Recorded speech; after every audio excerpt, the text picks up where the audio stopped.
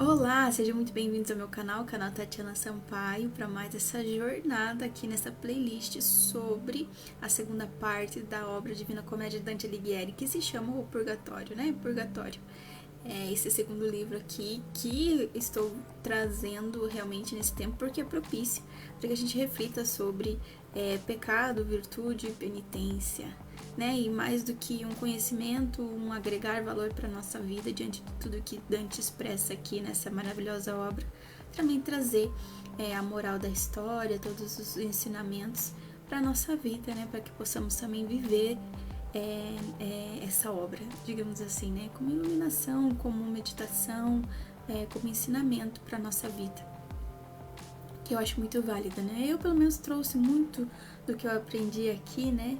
Aquele negócio do filtrar, né? Aquilo que é bom, aquilo que realmente é verdadeiro e trazer para minha vida, e me ajudou bastante, acredito assim, né? Então, nesse sentido, é uma indicação de um livro espiritual para esse tempo, para ajudar nas meditações e na ajuda aí do sentido e da força para viver a penitência nesse tempo quaresmal, ok? Esse aqui já é o terceiro vídeo dessa playlist, é o terceiro vídeo, mas que traz o segundo canto, ok? Eu queria falar sobre um pouco das virtudes que a gente viu ontem, e também um pouco sobre a satisfação, porque, como eu disse, né, e sempre digo aqui, tudo isso que eu trago aqui é fonte também de muitas pesquisas, de estudo referente à obra, ou seja, ler a obra propriamente dito não vai te dar toda essa base de conhecimento que eu tô trazendo aqui. Então, realmente, essa base é dos estudos e do conhecimento que eu adquiri pesquisando sobre, aprofundando sobre a obra. Então, o livro em si não traz tudo isso, né, que eu trago aqui. Então, justamente por isso que estou aqui. Mas você pode adquirir também pesquisando nos diversos estudiosos e pesquisadores e tudo o material e conteúdo que você encontra na internet. Foi o que eu fiz, ok? Então, quero falar um pouco sobre a satisfação. O Catecismo da Igreja Católica diz que os nossos pecados são perdoados se a gente se arrepender de coração e quando a gente confessa-os, ok? Mas, diante de tudo isso, existe também a necessidade da satisfação de todo o mal cometido e a penitência, que é o que a gente encontra aqui, né? Então, além de se arrepender, se confessar, né, e tudo mais, ter a contrição sincera, ter o arrependimento, a confissão em si, também precisamos da satisfação e a penitência, né? Que isso que vai gerar a maior e melhor purificação da nossa alma. Então, o Catecismo da Igreja Católica, no número 1459, diz assim: a satisfação. Muitos pecados prejudicam o próximo. Há que fazer o possível por reparar esse dano. Por exemplo, restituir as coisas roubadas, restabelecer a boa reputação daqueles que foram caluniados, indenizar algum ferimento, né? A simples justiça o exige. Mas, além disso, o pecado fere e enfraquece o próprio pecador, assim como as suas relações com Deus e com o próximo. A absolvição tira o pecado, mas não remedia todas as desordens causadas pelo pecado. Aliviado do pecado, o pecador deve ainda recuperar a perfeita saúde espiritual. Ele deve, pois, fazer mais alguma coisa para reparar os seus pecados, satisfazer de modo apropriado ou expiar os seus pecados. A esta satisfação também se chama penitência. Entendeu? A lógica do purgatório é mais ou menos assim. A penitência que o confessor impõe deve ter em conta a situação pessoal do penitente e procurar o seu bem espiritual. Deve corresponder quanto possível à gravidade e natureza dos pecados cometidos. Pode consistir na oração, num donativo, nas obras de misericórdia, no serviço do próximo, em privações voluntárias e sacrifícios, e, sobretudo, na aceitação paciente da cruz que temos de levar. Tais penitências ajudam-nos a configurar-nos com Cristo, que por si só expiou os nossos pecados uma vez por todas. Tais penitências fazem que nos tornemos co-herdeiros de Cristo ressuscitado, uma vez que também sofremos com Ele. Mas essa satisfação que realizamos pelos nossos pecados não é possível senão por Jesus Cristo. Nós que, por nós próprios, nada podemos, com a ajuda dele, daquele que nos conforta, podemos tudo. Assim o homem não tem nada de que se gloriar. Toda a nossa glória está em Cristo, em quem nós satisfazemos, produzindo dignos frutos de penitência, os quais vão aurir nele toda a força, toda a sua força, e por ele são oferecidos ao Pai, e graças a ele são aceitos.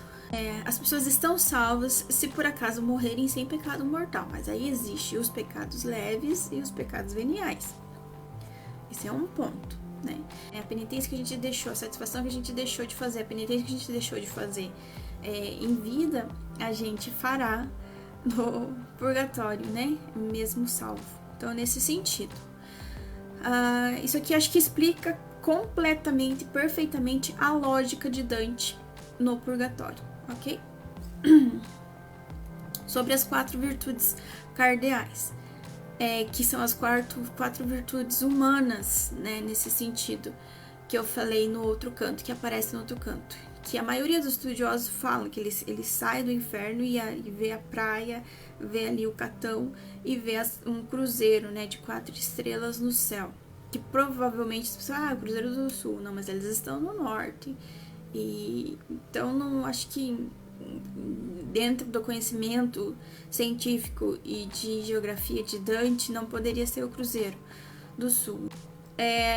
Na verdade, eu acho que é mais fácil e acho que é o correto se admitir que na verdade ele estava falando sobre as 4 virtudes humanas, que aquelas 4 estrelas representam as 4 virtudes humanas, ou 4 virtudes cardeais. Como eu sempre falei, e vou continuar falando, já que esse livro também é como se fosse a Suma Teológica em versos, né? Trata-se muito da alma, né? A obra inteira fala sobre as almas, né? Então trata-se muito da alma, mas também das suas faculdades, das suas potências e tudo que é ela, né, nesse sentido. Então, nós sabemos que a nossa alma, ela possui faculdades ou sentidos também, e que ela apreende e reage, ela age, reage, apreende o mundo, age e reage referente ao externo, né? Então é a nossa alma que recebe as informações e relaciona, é a nossa alma que recebe as informações e sintetiza e reage. Então, existem as 4 virtudes humanas, que é realmente para facilitar e ordenar a nossa vida ética e moral, vamos dizer assim, né? Porque essas 4 virtudes humanas fazem parte até mesmo, né, da ética filosófica falando, né? Filosofia, referente à filosofia, filosoficamente falando. E existem as 3 virtudes teologais, que são as virtudes superiores, né? Que aí vai mais para essa relação, esse relacionamento espiritual, elevação transcendental, essa comunicação e relacionamento com Deus, ok? Então eu acho que é mais ou menos isso. Então, queria complementar aqui essas 4 virtudes, as humanas, ou seja, as cardeais, estão para o nosso vivência, nosso cotidiano, nossa vida, né, em si.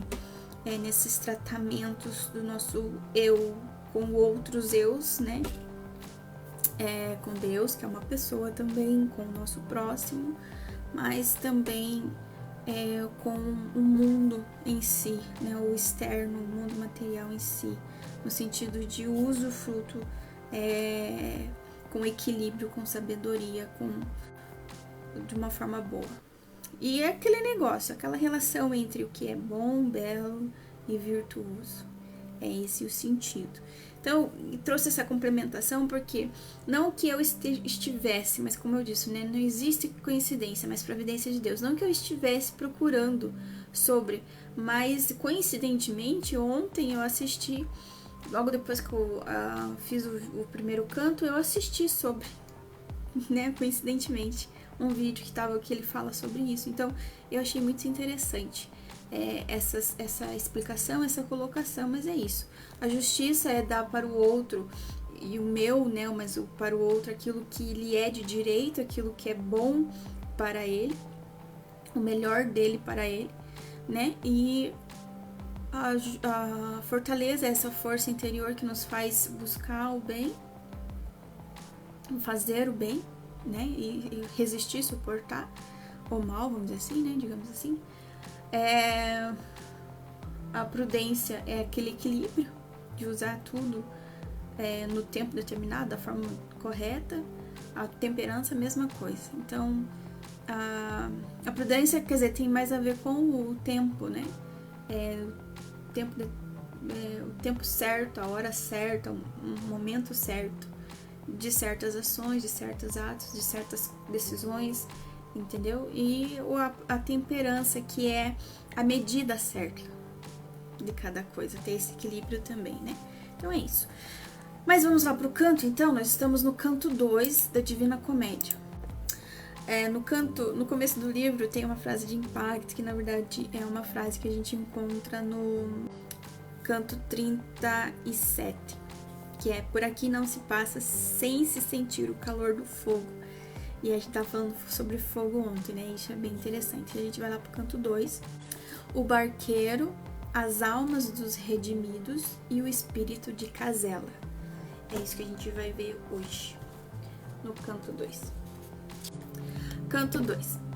Estão os poetas ainda na praia, incertos em relação ao caminho, quando chega uma barca guiada por um anjo, da qual saem almas destinadas ao purgatório. Uma delas, o músico Casela, amigo de Dante, a convite do poeta, começa a cantar uma sua canção. Os dois poetas e as almas ficam a ouvir o canto harmonioso. Sobrevém, porém, o severo Catão, que as repreende, e as almas fogem para o monte. E assim começa o canto. Bom, existe então, nos versos do poema, alguma coisa referente a um jogo de palavras que representa o dia e horário em que eles estão. Como eu disse para você, a Jornada do Inferno começou lá na Quinta-feira Santa e vai durar 3 dias. Eles aparecem aqui no domingo de Páscoa, né? Então eles estão aqui no domingo da Páscoa. O começo do canto 2 começa então falando sobre o sol já nascia, né? Com os tons avermelhados da aurora. Então aparece uma luz meio que avermelhada, muito linda, muito forte. Tanto é que Dante fala: uma luz que eu pretendo ver novamente um dia. E de lá surge uma figura num barco, né? E Virgílio fica então um tempo em silêncio até entender o que é. Então ele percebe daquela luz, né? Um par de asas. Então imediatamente ele fala para Dante: ajoelha-se porque está vindo o barqueiro. Então imediatamente ele ajoelha. E conforme vai chegando esse barqueiro e esse barco, essa embarcação, Dante vai abaixar sua cabeça porque não suporta a luz que vem desse ser, que na verdade é um anjo. Ele não usa remos, ele usa as suas asas. O anjo então é o barqueiro que carrega as almas da margem do rio Tibre, na Itália, até essa ilha, né, que é ali a margem, a praia ali na margem da montanha do purgatório, as almas que estão destinadas ao purgatório. Ele não usa remos, é um ser muito iluminado, cheio de luz, tanto é que Dante não suporta muito tempo olhar para ele e abaixa sua cabeça por causa da luminosidade desse ser. Ele tem tipo um ar meio que desdenhoso ali por causa das almas, mas eu acredito que isso não cabe para um anjo, né? Um anjo é nosso companheiro, nosso amigo e preza pela nossa salvação. Então, mas isso aqui já vem mais da ideia de Dante, né? E o barco é leve, você vê que não faz, ele nota que Dante e Virgílio nota que não faz nem força, nem barulho, nem mexe muito nas águas. Então, como se fosse um barco que está flutuando e que está sendo conduzido e levado pelas asas do anjo, não por remos. Quanto mais se aproximava, maior era o brilho daquele ser, né? Era muito veloz e leve. E as almas que vinham nessa embarcação, elas cantavam um salmo. O salmo que o povo judeu cantava quando saíram do Egito, quando foram libertos do Egito. A saber, aqui é o Salmo 113, é o salmo que as almas estão cantando daquela outra margem até ali. E aí chega aquela multidão de almas ali, né, e tudo mais, e eles têm um contato com Virgílio e com Dante. E à medida que essas almas percebem que Dante é vivo, porque está respirando, então elas fazem um círculo em volta de Dante ali, porque eles chegam a perguntar: se vocês sabem o caminho do monte, nos mostre. E aí Virgílio explica: não, nós estamos aqui e tudo mais, mas não temos o mesmo destino e tudo mais. Somos peregrinos, né? Somos estrangeiros aqui. Não, aqui não é o nosso lugar. Então as almas percebem e ficam ali em volta deles, né? Tentando entender o que está acontecendo, né?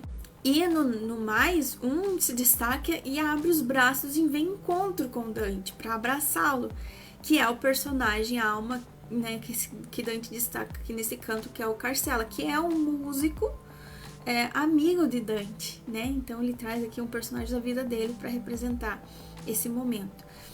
E daí ele tenta abraçar o amigo dele 3 vezes, mas não consegue, porque quando chega perto para abraçar, ele abraça nada, porque é uma alma, né? Não existe esse contato físico, porque não tem mais corpo. Então eles começam a conversar ali, e ele fala: da mesma forma que eu amava você, eu continuo amando como amigo e tudo mais. E ele, como eu tava com saudade de ouvir, né, o seu canto, e pede para ele cantar uma música. Mas antes disso, é uma composição dele. E ele começa a cantar e as almas começam a cantar. Mas antes disso, Dante fala uma coisa que é bem interessante, que vai nos fazer entender o contexto ali já, né? Por que só agora tu chegaste aqui? Dante pergunta. E ele meio que explica que ele estava lá na margem do rio Tibre, aonde é que ele explica a chegada, como que funciona a chegada das almas até a ilha do Purgatório, né? A montanha do Purgatório. Se lembra que lá no canto 3 do inferno, o barqueiro lá fala que esse barco não é para você, você está no barco errado, na embarcação errada, você tem que pegar aquela outra embarcação que vai para o outro porto. Lá no outra embarcação são levados para o inferno pelo Caronte, e aqui eles são embarcados numa embarcação também, só que guiada pelo anjo, né? O anjo aqui não é nomeado.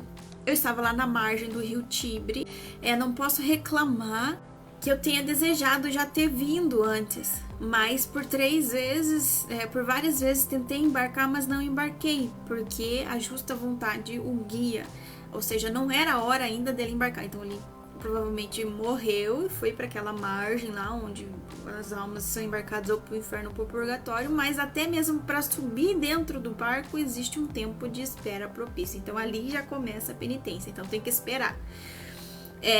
E pelo jeito que eles falam ali, parece que faz 3 meses mais ou menos que ele morreu, para daí sim ele ser liberado para embarcar no barco, para essa abençoada figura, né, que é o anjo, então leve ele para a margem ali da montanha do purgatório.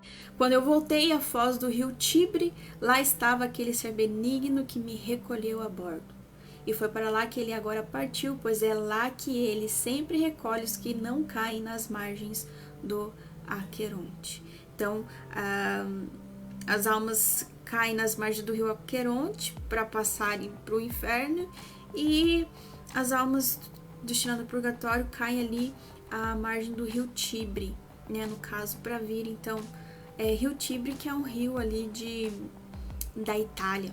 A foz do rio Tibre fica na Hóstia, onde é o ponto de partida da embarcação. E eles vêm cantando então o Salmo 113, que é o salmo referente à libertação do povo do Egito, lá referente àquela parte do Êxodo.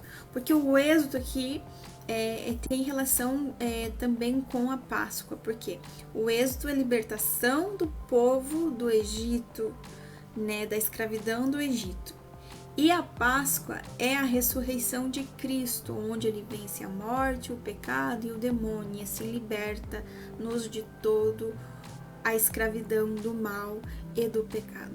Então é essa comparação que também tem referência aqui nesse canto, que Dante tenta expressar referente ao êxodo, a libertação da escravidão do povo do Egito, mas também a libertação das almas de uma vez por todas através da ressurreição de Cristo, já que estamos no domingo de Páscoa, ok? Então esse foi o canto número 2 do Purgatório, e eu acho que é muito interessante esse livro também, porque a gente vai ver as figuras angelicais e todo o contexto por trás ali, né, das almas. Acho muito interessante, bem surpreendente. Bom, se você gostou desse vídeo, curta, comenta, compartilha. Você vai estar dizendo para a plataforma que os meus vídeos são interessantes, né, são relevantes, e ele vai indicar para mais pessoas que gostem desse tema. Também vai dar uma força aqui pro meu trabalho, né? E espero que você tenha gostado. Se está gostando, né, siga aqui comigo, que temos aí uma longa jornada de 33 cantos, nós estamos apenas no segundo, ok? Deus abençoe você e até o próximo vídeo. Até mais!